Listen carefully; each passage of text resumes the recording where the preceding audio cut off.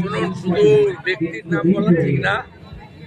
পশ্চিমবঙ্গে যতগুলো medical college আছে আমি শুনেছি সেখানে ইডি হানা দিয়েছে। এটা নতুন কেস নয়। বেশ কিছুদিন আগে কলকাতাতে আমাদের electronics complex PSA NRI medical কোটাতে অ্যাডমিশন নিয়ে একটা দুর্নীতি হয়েছে।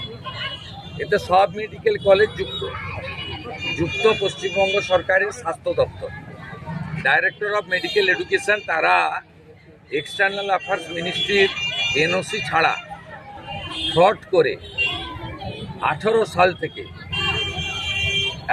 এই ধরনের অ্যাডমিশন করিয়েছেন এনআরআই কোটাতে।